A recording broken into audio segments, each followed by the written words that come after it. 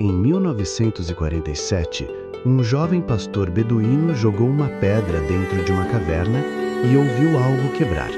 O som era de argila antiga se partindo, e o que estava dentro daquele jarro mudaria para sempre a história da Bíblia.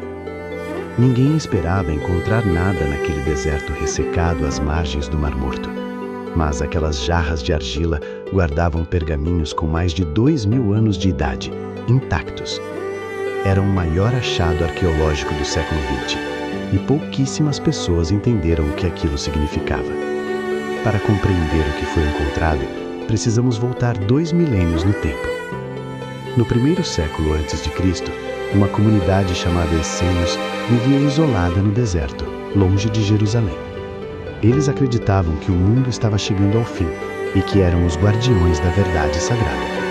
Eles copiavam as escrituras com obsessão meticulosa. Cada letra era sagrada, cada erro era impensável.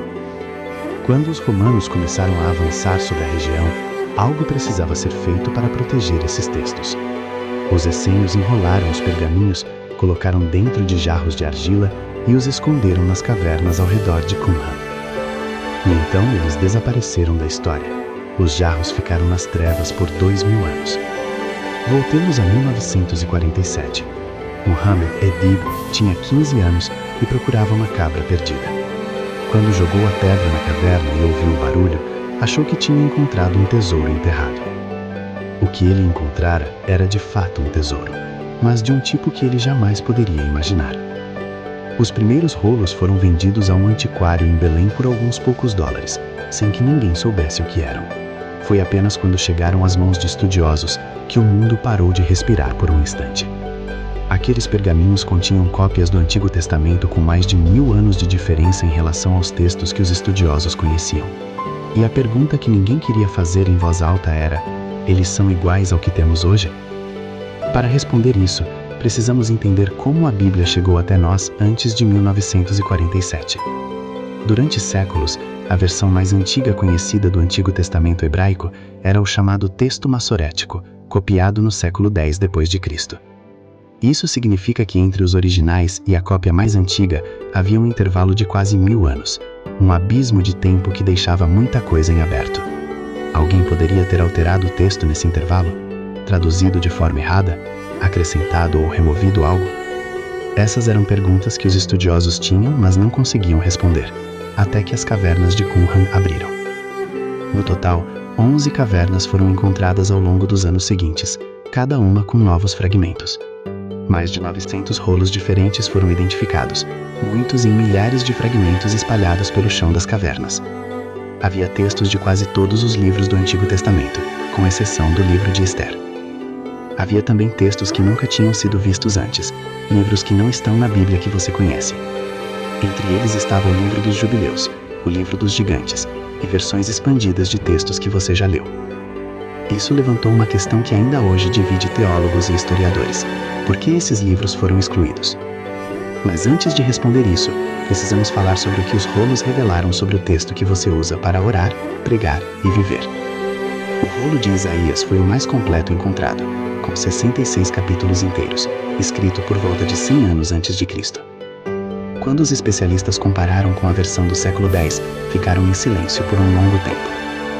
O texto era essencialmente idêntico, 1000 anos de cópia, e o conteúdo havia sido preservado com precisão extraordinária. Isso não apenas validou a fidelidade do texto bíblico, mas também provou que os escribas judeus trabalhavam com um nível de precisão quase sobrenatural. Mas havia diferenças, pequenas, específicas e, em alguns casos, profundamente significativas. Em certas passagens, palavras tinham sido alteradas. Em outras, frases inteiras apareciam ou desapareciam entre as versões.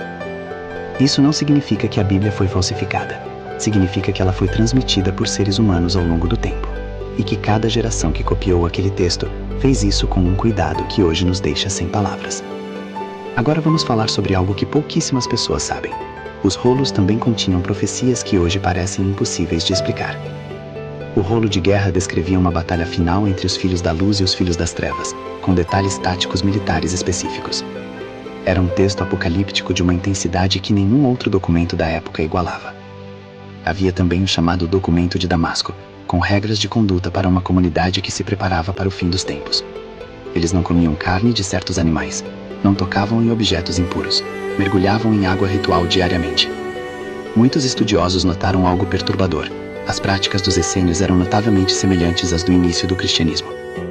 Refeições comunitárias com pão e vinho, liderança de um mestre de justiça, espera por um Messias que viria transformar o mundo. Isso não diminui a fé cristã, mas expande de forma extraordinária a nossa compreensão do ambiente em que ela nasceu. Falemos agora sobre a Caverna 4, a mais importante de todas, descoberta em 1952. Ela continha mais de 15.000 fragmentos, de mais de 500 manuscritos diferentes. Era como encontrar uma biblioteca inteira estilhaçada em pedaços do tamanho de uma unha. Reunir aqueles fragmentos levou décadas de trabalho e gerou uma das maiores disputas acadêmicas do século XX. Por quase 40 anos, apenas um pequeno grupo de estudiosos tinha acesso aos fragmentos da Caverna 4. O restante do mundo acadêmico clamava por acesso. Teorias de conspiração começaram a surgir. Alguns diziam que os textos continham revelações que a igreja não queria que o público conhecesse. Em 1991, a Biblioteca Huntington da Califórnia quebrou o monopólio e disponibilizou fotografias de todos os fragmentos para o mundo. E o que o mundo descobriu foi que não havia conspiração. Havia apenas trabalho lento, disputas de ego e burocracia acadêmica. Mas havia algo muito mais fascinante do que qualquer conspiração. A história real do que aqueles textos provaram. Provaram que a Bíblia hebraica, copiada por milênios, chegou até nós com uma fidelidade que nenhum outro texto da antiguidade pode reivindicar. Homero foi transmitido com variações imensas. Platão chegou até nós em cópias que divergem em pontos cruciais. Mas o Isaías de Qumran e o Isaías que você lê hoje são, em sua essência, o mesmo texto. Isso significa que quando você lê Isaías 53, está lendo palavras que tinham pelo menos 100 anos quando Jesus as leu. E que aquelas palavras sobre o servo sofredor, escritas séculos antes, correspondem com uma precisão perturbadora ao que os evangelhos narram. Mas há algo que a maioria das pessoas nunca ouviu sobre os manuscritos do Mar Morto. Um dos rolos, chamado de rolo de cobre, não era de couro nem de pergaminho, era feito de cobre puro. E ele listava locais onde tesouros imensamente valiosos teriam sido escondidos, espalhados pela terra de Israel. Ouro, prata, utensílios do templo, quantidades que equivaleriam hoje a bilhões de dólares. Até hoje nenhum desses tesouros foi encontrado. Alguns estudiosos acreditam que o rolo era simbólico, outros acreditam que era literal. E essa questão permanece aberta como uma ferida no tempo, esperando alguém corajoso o suficiente para segui-la até o fim. Mas voltemos ao que os manuscritos nos dizem sobre a fé, porque essa é a questão que mais importa. Os essênios esperavam 2 messias, um sacerdotal e um real. Isso era desconhecido antes dos manuscritos. Isso significa que a expectativa por um messias no primeiro século não era uma ideia isolada, era o coração de toda uma cultura. Os manuscritos também revelaram que a ideia de ressurreição dos mortos era amplamente debatida muito antes do Novo Testamento. Não era uma ideia nova, era uma esperança antiga que vivia no coração do povo há séculos. E é aqui que os manuscritos tocam algo que vai além da arqueologia, além da academia, além do tempo. Eles nos mostram que o texto que você tem em casa não chegou até você por acidente. Chegou através de comunidades que morreram para preservá-lo, de copistas que dedicaram suas vidas inteiras a cada letra. Chegou através de jarros de argila escondidos na escuridão de uma caverna, esperando o momento certo para ser encontrado. E chegou até você através de um jovem beduíno, que jogou uma pedra no lugar certo, no momento exato. Talvez não haja coincidência em como aqueles rolos sobreviveram, enquanto Roma queimava, enquanto impérios desapareciam, enquanto línguas morriam. Talvez aquele texto tenha sido guardado porque tinha um destino, e esse destino incluía o dia em que você leria estas palavras. Os manuscritos do Mar Morto não abalaram a fé, eles a fundamentaram em algo que o tempo não conseguiu destruir. E essa é a resposta mais importante que eles trouxeram. O texto que você lê hoje é essencialmente o mesmo que foi escrito há mais de 2000 anos. A palavra resistiu, e as cavernas do deserto guardam essa prova para sempre.